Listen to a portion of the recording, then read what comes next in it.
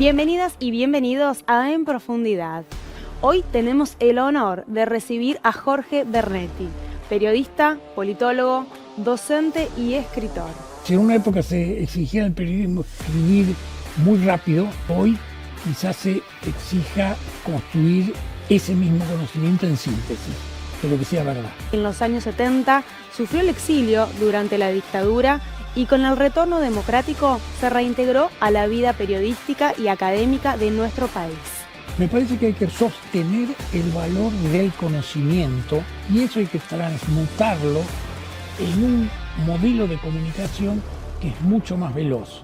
Profesor emérito de la Facultad de Periodismo y Comunicación Social de nuestra universidad, donde cumplió un papel fundamental, siendo el director de la entonces Escuela de Periodismo, que luego se transformó en facultad. Falta mucha primaria, secundaria y universidad, y cuando se degrada el conocimiento y se ataca una institución como el CONICET, por ejemplo, que es el desarrollo de la ciencia en la Argentina, bueno, se estimula la degradación de la verdad, se estimula la degradación de la convivencia. Fue jefe de prensa en la histórica campaña electoral de Héctor Cámpora en 1973 y años más tarde estuvo al frente de la Dirección de Comunicación del Ministerio de Defensa, en un proceso clave de democratización de las Fuerzas Armadas. Esas cosas no pueden anular la verdad. Los que torturaron, asesinaron, dieron golpes de Estado y anularon la voluntad popular no tienen autoridad para cuestionar al resto de la sociedad. Con él vamos a reflexionar sobre este presente tan complejo y sobre cómo la memoria y la historia pueden ayudarnos a entender el país en el que vivimos. Jorge, bienvenido. Gracias por estar acá. Por favor, es un honor estar con ustedes. Bueno, y sos parte, por supuesto, de este canal y de todo el crecimiento que ha tenido la Facultad de Periodismo en la Universidad, en La Plata, en la región. Y nos interesa mucho tus análisis, tus reflexiones, porque tenés una vasta trayectoria, experiencia de vida en la política, en la comunicación, en la docencia. Y vamos a arrancar haciendo una breve, o en lo posible, una breve reflexión sobre cómo ves, desde tu punto de vista, cómo describirías el momento en que hoy se encuentra nuestro país. Es parte de un momento en el que el mundo está estrechamente unido y desgraciadamente unido en un proceso de estallido del capitalismo tradicional transformado en un capitalismo financiero globalizado, donde las acciones financieras más absurdas repercuten en todas las regiones y donde se ha exaltado el papel de este capital concentrado sobre los países y los pueblos menos desarrollados. Al mismo tiempo esto se da, que es un proceso muy contradictorio, con una explosión científica y tecnológica que es cada vez más cotidiana y acelerada, que ha transformado muchas de las relaciones habituales. El mundo del papel, digamos, no es que haya desaparecido, pero ha pasado a un lugar mucho más secundario y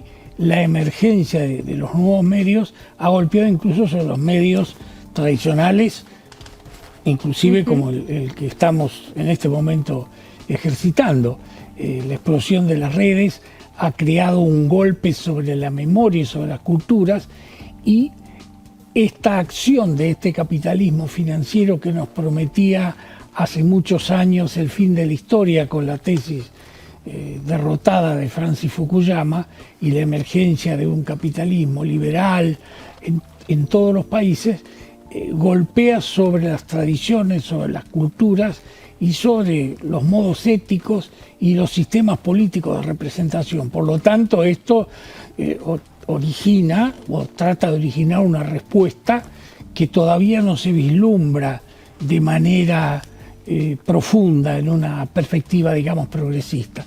Sí se vislumbra de una manera muy reaccionaria en lo que se llama falsamente el libertarismo, o sea, los ultralibertarios en nuestro país y en otros países en el mundo, y notoriamente en los Estados Unidos, que plantean una absurda destrucción de las instituciones que estaban vigentes y su reemplazo por un mercado enloquecido. Por lo tanto, esa locura nos está atravesando y es lo que tenemos que enfrentar. Una locura que el enfrentar todos los días se hace muy difícil con justamente un gobierno como el actual, donde pone justamente el foco en el mercado, donde se lleva puesto un montón de cosas de los derechos, ¿no? Derechos que en su momento fueron ganados con luchas históricas. Así es. La idea de que la justicia social es un delito, como lo piensa el presidente y sus apoyos, es una idea, yo diría, tradicional, pero callada, escondida de la oligarquía argentina y de cualquier otra oligarquía mercantil, financiera, propietaria. Pero esto que está incluso, esta palabra, esas dos palabras que están en la Constitución Nacional, aún en esta versión de la Constitución Nacional, está vigente porque no se puede luchar en contra de los derechos de la gente, no se puede aplastar, es decir, se puede hacer como lo hacen esto, pero es injusto frente a la sociedad, torpe, violento, y a la larga eso va a ser enfrentado por una sociedad que va a terminar dándose cuenta de dónde tiene que recurrir para no solo sobrevivir, sino sobrevivir bien. Seguro.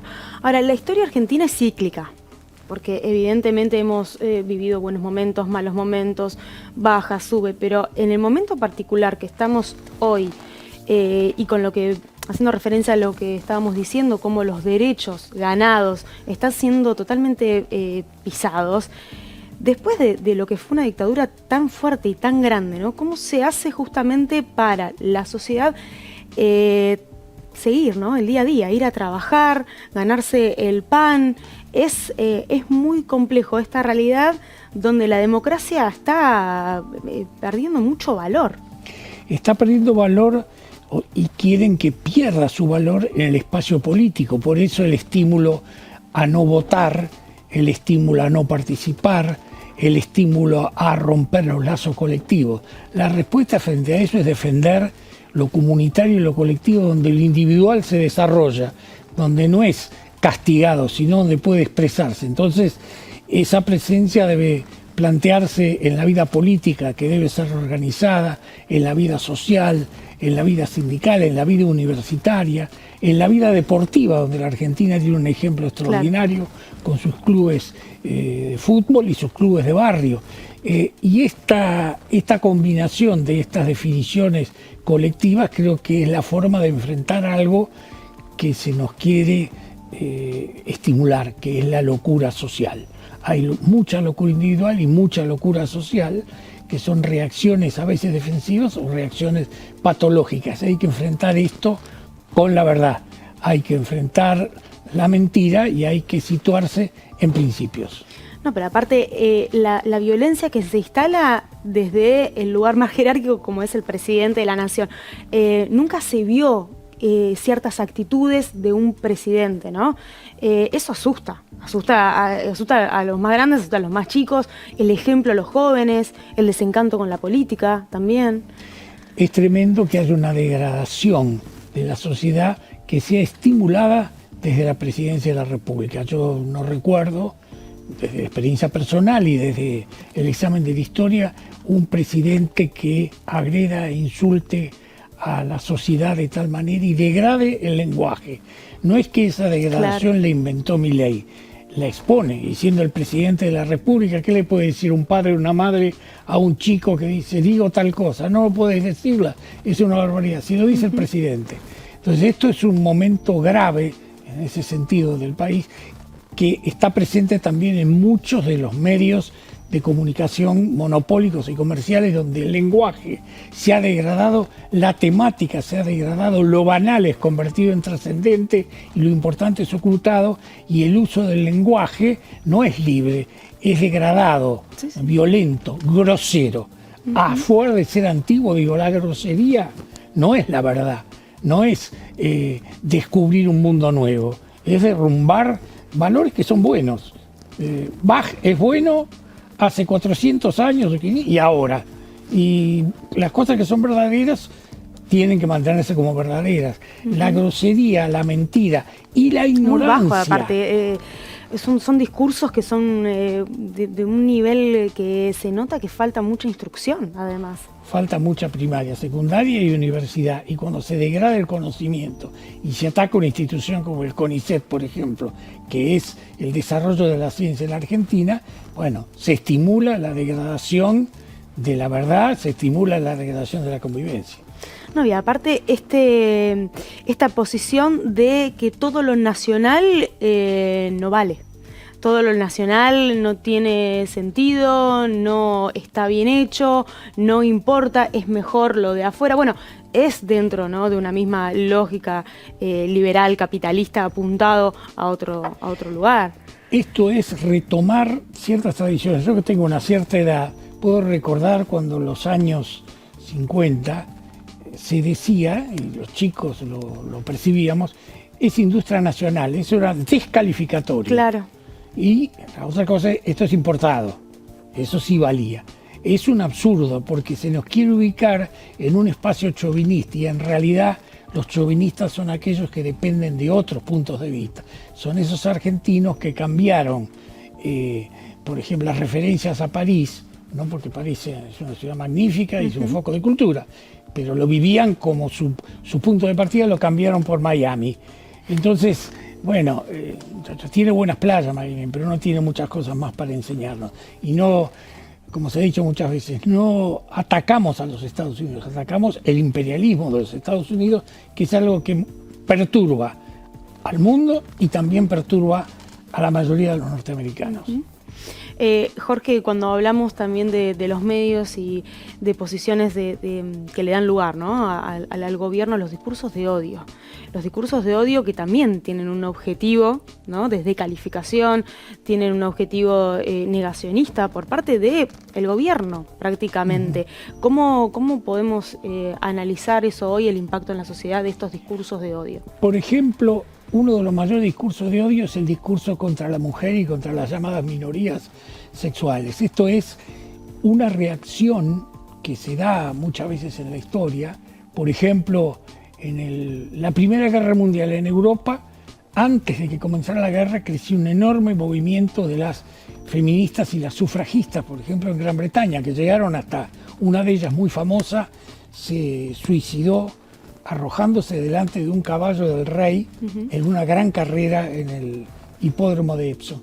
Y el lugar de la mujer fue rechazado porque el hombre y las fuerzas patriarcales que dominaban a los hombres pensaban que iban a ser excluidos del mundo porque las mujeres avanzaban. Bueno, cuando se produjo la guerra no tuvieron más remedio que llamar a las mujeres para que trabajaran en la fábrica porque los hombres jóvenes iban a la batalla.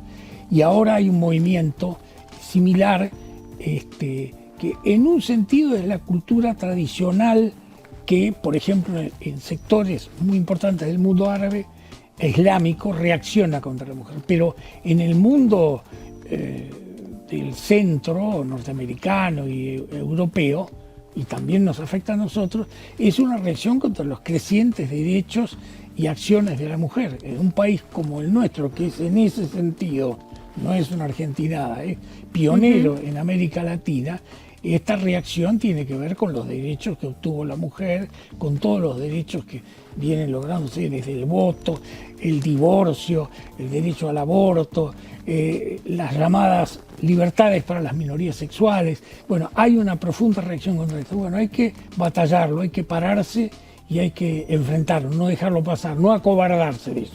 Me parece, por ejemplo, en ese plano, las mujeres tienen un espacio de lucha, pero los hombres también. Entonces, ese es uno de los elementos que hay que enfrentar. Y enfrentar la mentira con la verdad. A largo plazo, creo que vamos a ganar.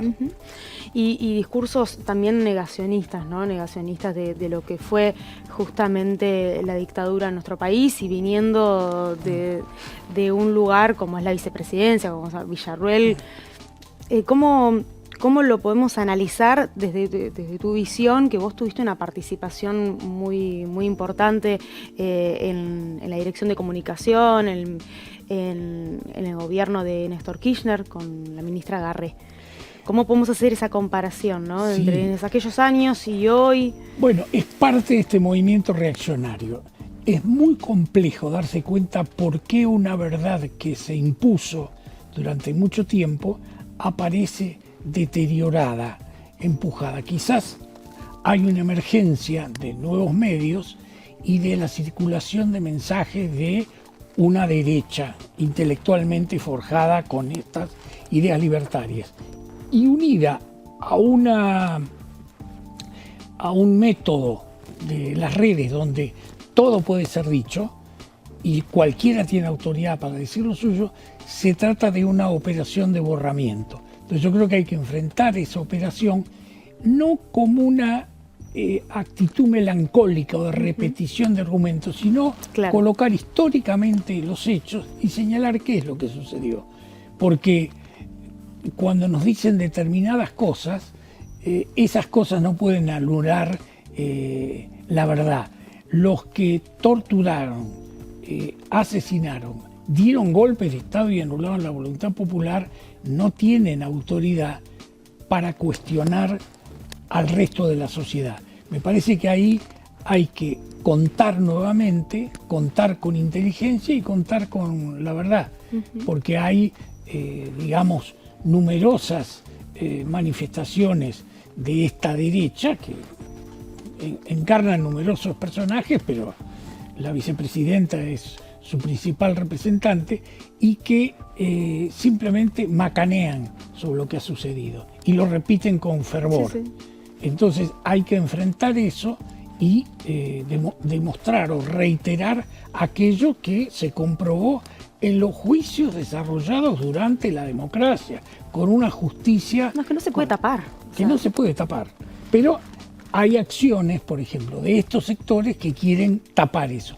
Y hay los sectores dominantes que están detrás de la minoría que opera, quiero decir, detrás de los que defienden directamente a los militares comprometidos con esto, que lo que quieren es que eso funcione, que eso corra, me refiero, por ejemplo, al Grupo Clarín, para que, digamos, favorezca el deterioro de las fuerzas populares. Y simplemente con callarse ellos dejan correr y habilitan un debate, bueno, blanco y negro, a ver cómo encontramos la verdad. No, acá hay una verdad que ya fue proclamada. Y esa verdad no puede ser destruida. Me parece que estos grupos son importantes, los grupos de militares retirados o familiares que son una minoría dentro de las Fuerzas Armadas.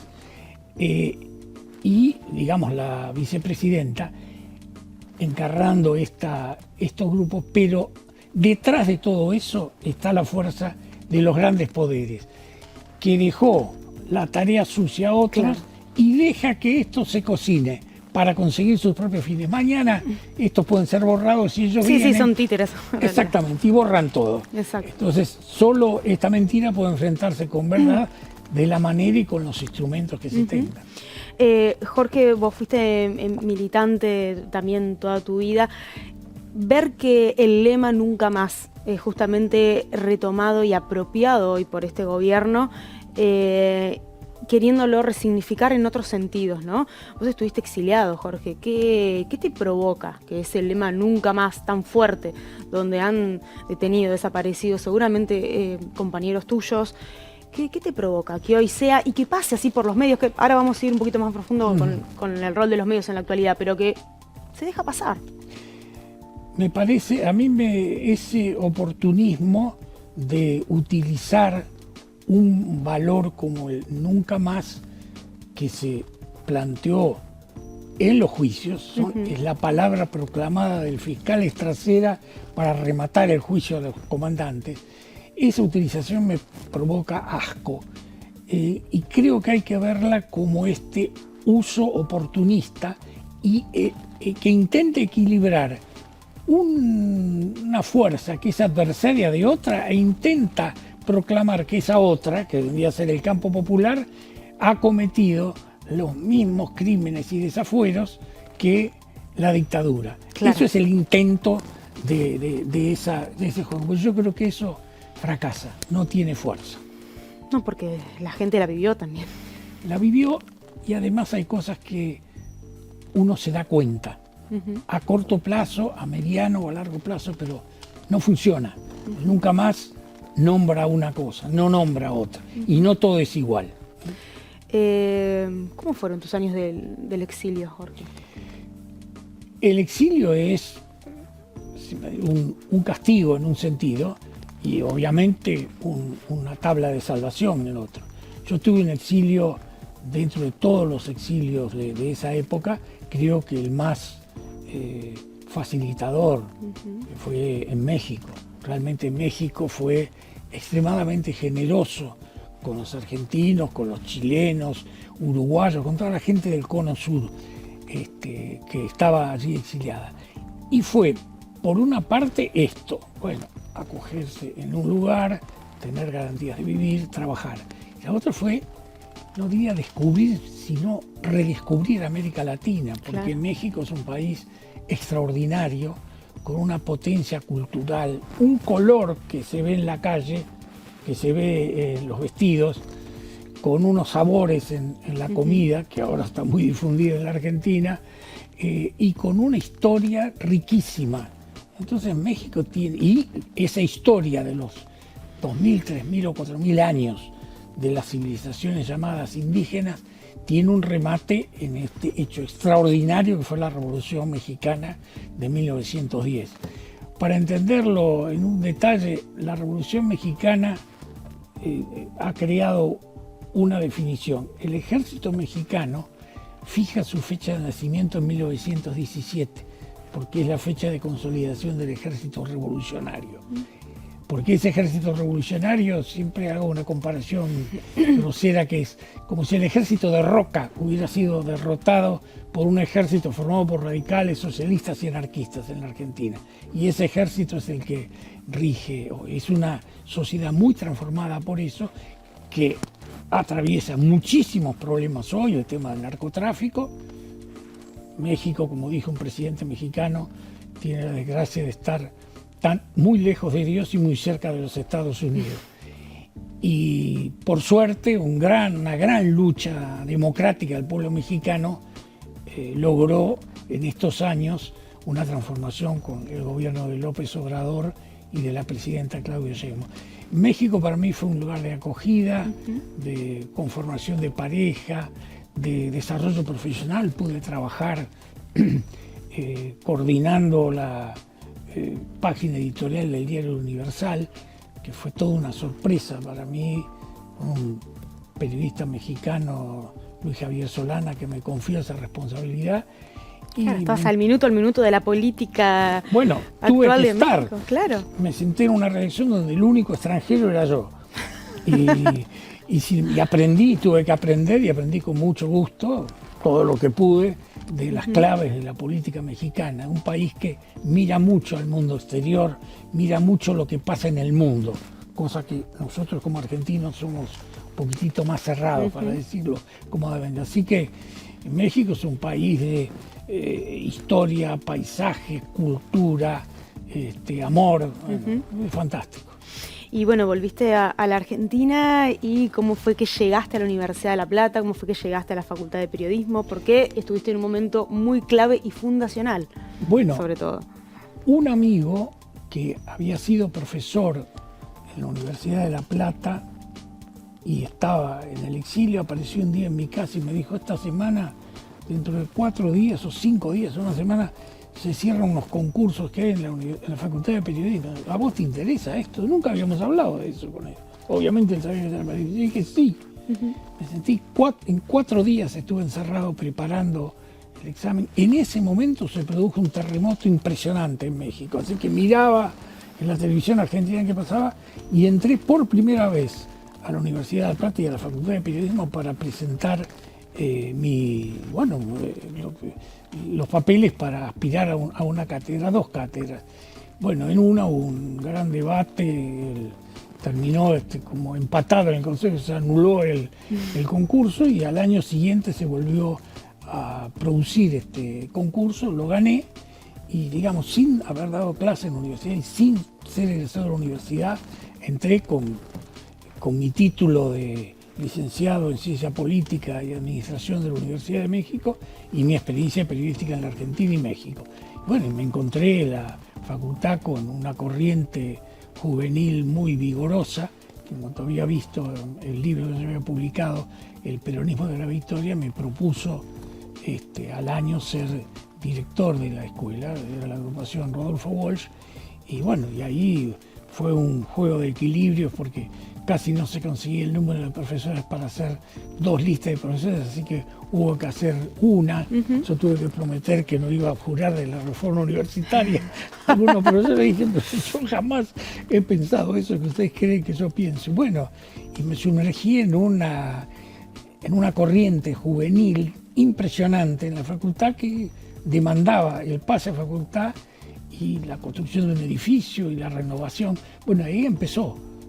Yo creo que estaba adelante en un barco que empujaba muchísima gente y yo intentaba mantener el equilibrio. Después de una lucha muy fuerte de 6 años se consiguió el pase a facultad y bueno, y luego siguieron otras gestiones como las actuales que han conseguido, bueno, construir no solo el edificio de la facultad, no solo las instalaciones que son magníficas en las que nos encontramos ahora, que es difícil que estén en otra universidad pública, y sobre todo construir planes de estudio, carreras alternativas para los jóvenes, alternativas de investigación, temáticas de feminismo, temáticas de comunicación popular, de comunicación política, de revalorizar el periodismo deportivo, de desarrollar... Es la única tecnicatura que se puede estudiar en una universidad gratuita acá del país. Así es, y eso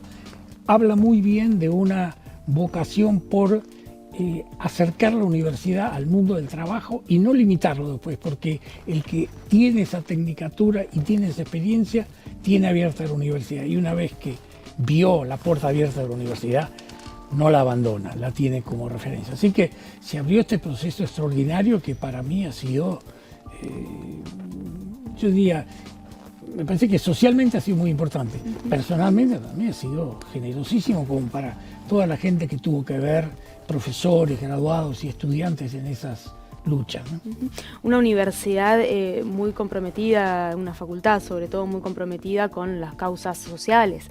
Esto que decíamos, la generación, la renovación de los planes de estudios, viendo, bueno, qué es lo que necesitan los jóvenes hoy, bueno, también no quedándose en las clásicas escuelas, sino también impulsando muchas vanguardias. Sí, me parece que esa voluntad de adaptación, esa, digamos, permanencia en lo joven, siendo que los que dirigen ya no son tan jóvenes, es una característica de la facultad, una característica de la innovación, de problematizar temáticas que son desafíos y decir, bueno, ahora ya está el desafío de los medios de comunicación audiovisuales, pero ahora enfrentamos el desafío de las redes, enfrentamos el desafío del empleo, enfrentamos el desafío de los jóvenes que tienen escepticismo sobre el sistema social. Bueno, claro, con entusiasmo dirigirse a eso.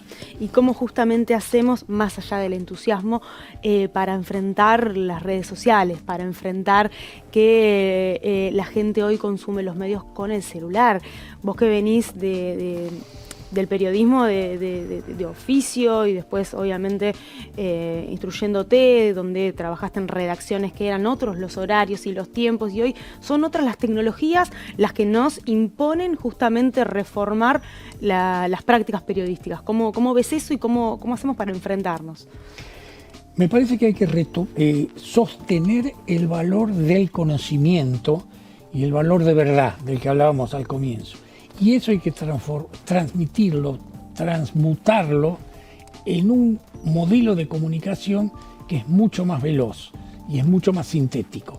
Entonces hay que lograr que lo sintético no liquide la verdad, simplificándolo en el peor sentido, y al mismo tiempo responder a la velocidad que nos demandan los jóvenes. Entonces ahí hay un conflicto, porque es muy difícil responder y decir, bueno, a ver, explícame la situación de China hoy. Claro. No te la puedo explicar en 2 párrafos, pero al mismo tiempo tengo que dar una línea, señalar un camino. Creo que hay que rescatar virtudes profesionales del pasado y exigirlas en estas urgencias. Hay que, digamos, si en una época se exigía en el periodismo escribir muy rápido o hablar muy rápido, en la radio hoy quizás se exija construir ese mismo conocimiento en síntesis, pero que sea verdad. Bueno, ese es un desafío que la generación tuya está que mejor capacitada que la lo mía. tenemos a diario porque sin ir más lejos en las redes sociales, los videos que te permiten subir son con tiempos mucho más acotados, pero no tenemos que perder la rigurosidad justamente periodística, no tenemos que perder el contar una historia, cómo fue, ¿no? Así es.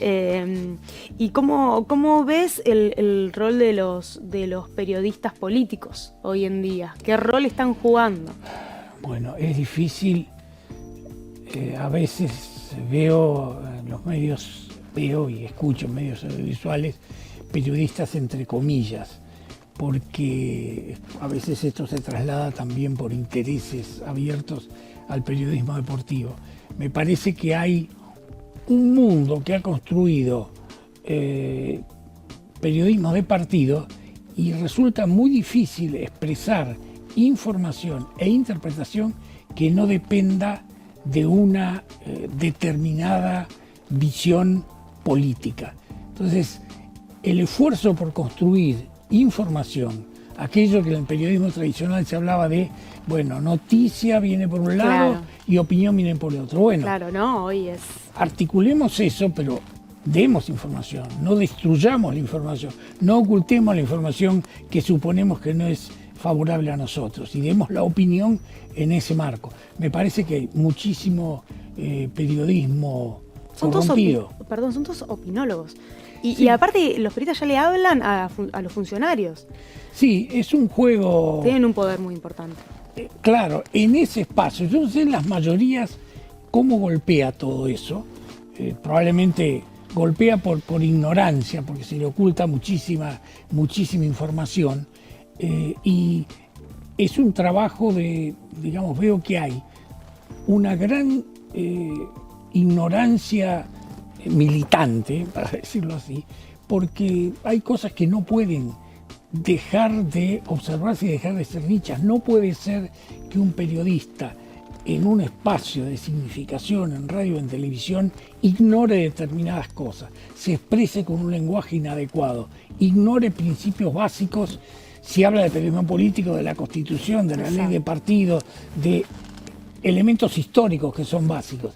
Bueno, esa es una batalla, es la batalla por hacer subir el nivel, que creo que es una batalla política porque quieren hacer bajar el nivel a aquellos que quieren degradar tanto la información para que la gente quede tontamente en el fondo y, por ejemplo, no vaya a votar.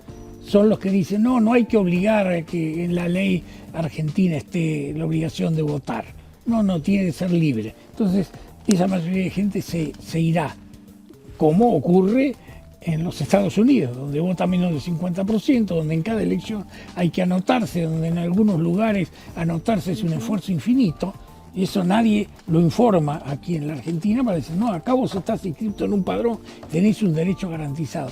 Me parece que hay una lucha por elevar el nivel profesional y ahí las universidades, las carreras de comunicación tienen un rol fundamental en pelear eso. Seguro.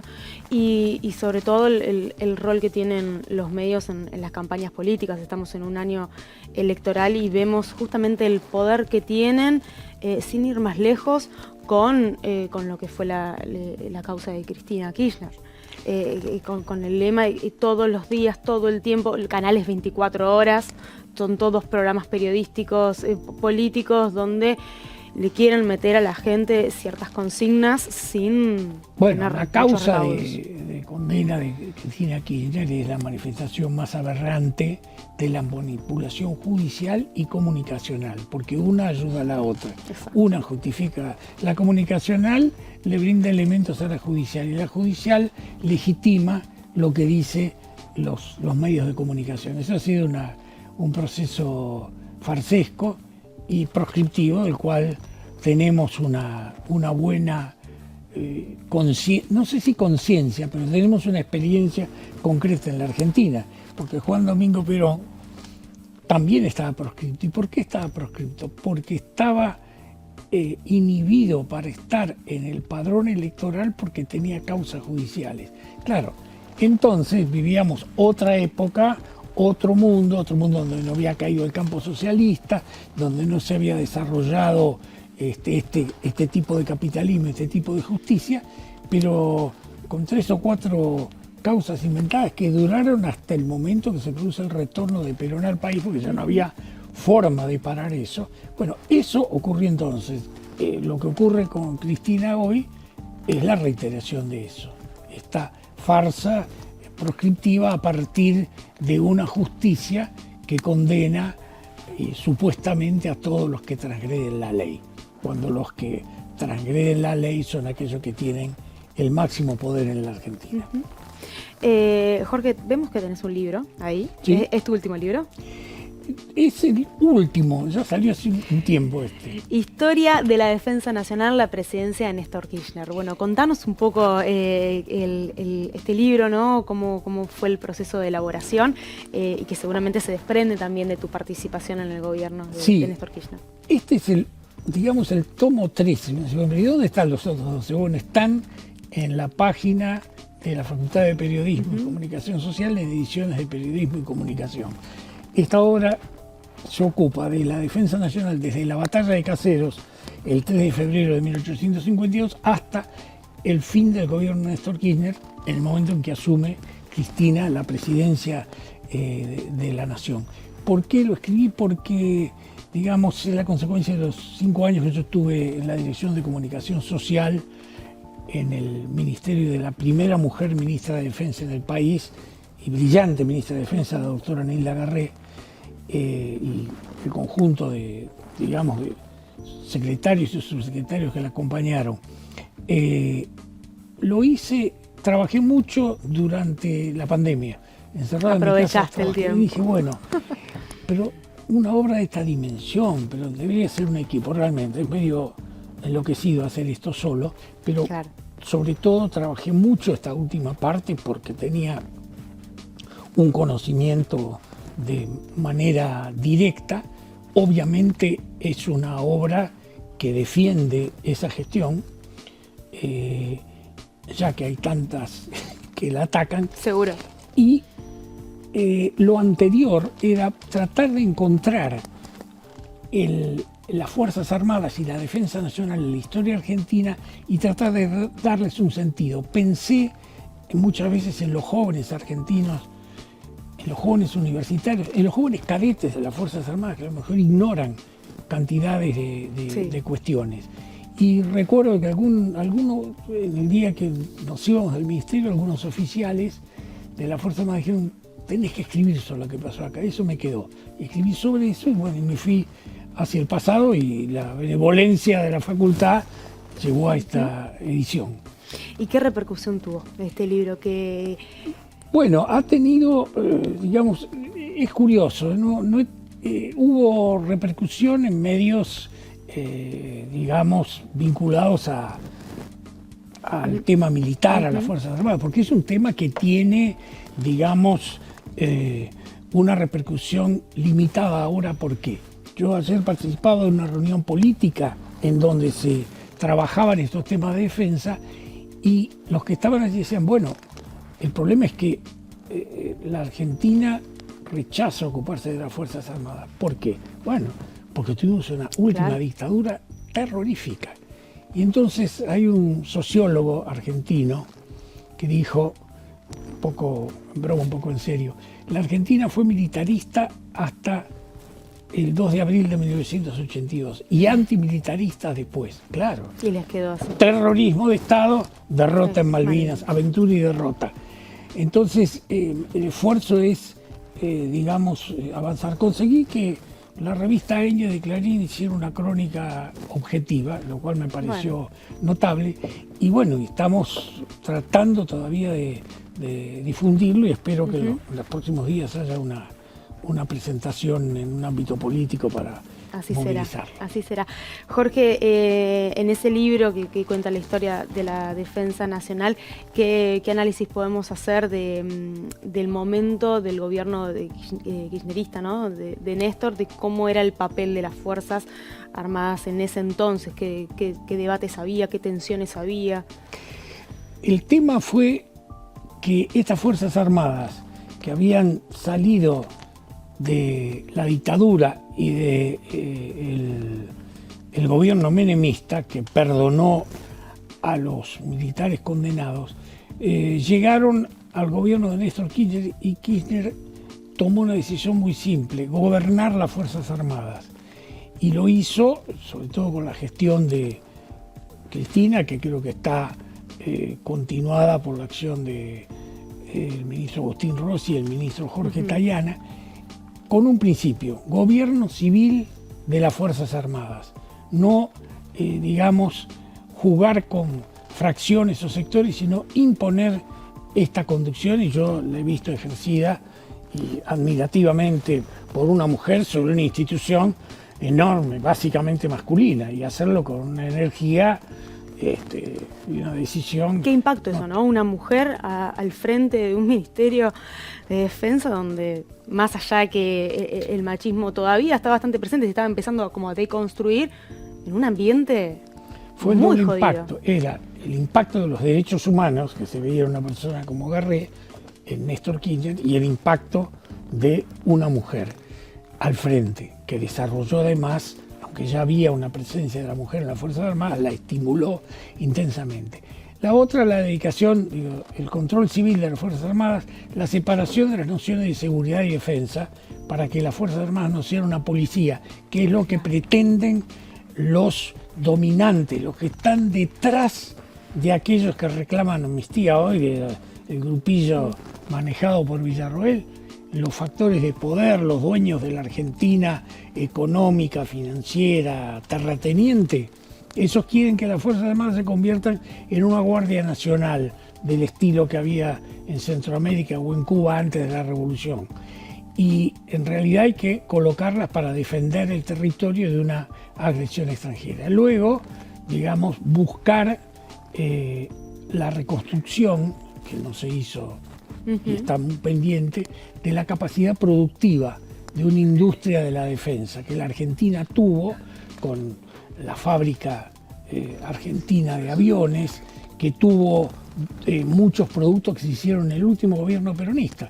Hay un programa en Radio Universidad que se llama el Pulqui. Bueno, el Pulqui es el nombre del avión de caza argentino que estuvo a punto de convertirse en el avión diferente de los norteamericanos y los soviéticos. Se fue hundido por el golpe del 55.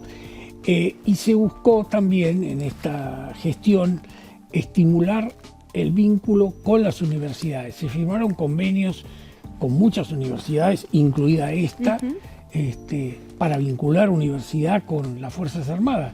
Si uno va a comienzos del siglo XX, que hay hombres como Mosconi, que estudiaron, además del colegio militar, estudiaron en la Facultad de Exactas de la UBA. Entonces, claro, ¿cómo no va a haber vínculo entre la universidad y las Fuerzas Armadas, o entre las Fuerzas Armadas y el espacio tecnológico? Y ubicar a las Fuerzas Armadas como un defensor de la soberanía nacional que sigue la política exterior del país. Entonces, si el país tiene, como tiene ahora, una parte de su territorio ocupada por una potencia extranjera como Gran Bretaña, que levanta una base militar amenazante, que es integrante de la OTAN, nosotros tenemos que tener una política diferente, no solo a la de ellos, sino a la de los Estados Unidos. Todo lo contrario de lo que hace este gobierno, de lo que hizo el gobierno de Macri y de lo que hizo el gobierno de Menem. No estar en la OTAN y vincularse con otros países. Bueno, parte de esto fue el trabajo que se hizo durante esos años y en su continuación, con la emergencia de la mujer en muchísimos lugares de las Fuerzas Armadas, con la vigencia del tema de derechos humanos en las Fuerzas Armadas, con la renovación de muchas prácticas profesionales, con el intento de vincularlo con la sociedad. Esto es muy complicado, ha sido muy difícil, porque no es fácil que una institución sea redireccionada si hay una parte de la sociedad que se encarna del poder político y trabaja en contra. Esta es una tarea pendiente y no poco importante. Jorge, unas preguntas ya finales que estamos llegando para cerrar el programa. Si tuvieses como periodista, Si tuvieses que poner un titular a cómo nos encontramos en descripción, ¿no?, del país hoy, ¿qué titular le ponemos? Un barco que se hunde en la tormenta, pero cuya tripulación lucha por salvarlo. Muy buen título. Ojalá que no nos hundamos del todo. Así es. ¿Qué significa para vos la Universidad de La Plata? Es una parte enorme de mi vida. Cuando yo volví de México, la Universidad de La Plata y la Facultad de Periodismo se convirtieron en un instrumento no solo de trabajo, sino de realización. Es una pasión para mí. Estando ya, digamos, retirado en cierto punto, pero sos es relativo, es una pasión, y creo que la facultad la Facultad de Periodismo ha igualado el nivel de la Universidad de La Plata, que se convirtió en su creación en una universidad científica, pero que también ha sabido abrirse al espacio social. Porque es curioso que la primera facultad de periodismo que se inaugura en el país lo sea en esta universidad científica, en esta universidad donde hay placas de ex estudiantes latinoamericanos, y tiene una placa de la masonería argentina. Es una universidad que contiene a todos, y esta facultad ha sido para mí una pasión de mi vida. Pero que también han salido, por supuesto, premios Nobel, han salido presidenta, la única presidenta del país. ¿Y qué mensaje tenés para todos los jóvenes que tal vez no ven a la universidad como una posibilidad, que ven a la universidad algo lejano, que compran el discurso actual del gobierno de que la universidad no los va a salvar? Yo creo que es difícil dirigirse, pero si pudiera tener un contacto directo, les diría: si se acercan a la universidad, tienen como una mesa sueca en los hoteles, está todo servido y pueden elegir maravillosas opciones en todos los espacios. Para uno será algo muy tradicional, como ser abogado o ser contador. Para otros será ser informático, para otros será ser ingeniero y construir puentes, para otros ser arquitecto y diseñar ciudades, para otros será ser informador, comunicador en esta facultad, o ser médico, como tantos médicos argentinos y latinoamericanos, por suerte, se forman en esa universidad. Entonces creo que desmientan aquello, que la universidad tiene problemas, como tiene todos problemas en el país, pero que le da muchas soluciones, muchas alternativas, y que entonces no la pierdan. Opciones como las que tiene la Facultad de Periodismo le permiten trabajar e integrarse en una universidad muy dinámica. Gracias, Jorge. ¿La pasaste bien? Muy bien. Gracias no solo por estar acá, no solo por compartir este espacio, este programa, sino gracias por un gran legado que dejás, que en parte yo me siento adentro de este canal, ¿no? Este canal que ha crecido, este canal que nació con la Ley de Medios, que fue justamente gracias a personas como vos, que han luchado toda la vida por valorar muchísimo la comunicación, el periodismo en nuestro país, en Latinoamérica. Gracias por dejar este legado y por ser un ejemplo de tantos comunicadores y comunicadoras. Por favor, por el contrario, a mí me han dado mucho más de lo que yo he dado, y estoy agradecido por eso. Bueno, y hasta aquí llegamos con este programa de En Profundidad. Hoy realmente un honor tenerlo a Jorge Bernetti, uno de nuestros padres de la comunicación aquí en la Universidad Nacional de La Plata. Lo conocimos un poco más, reflexionamos sobre la actualidad de nuestro país y presentamos, por supuesto, su libro, que lo pueden encontrar en la Facultad de Periodismo, ¿no? Así es, en la página. En la página de la Facu de Periodismo, por supuesto, este libro y sus anteriores. Gracias a ustedes por estar del otro lado de la pantalla de UNLPTV, y no te olvides de seguirnos en nuestro canal de YouTube. Nos reencontramos la próxima con otro programa de En Profundidad.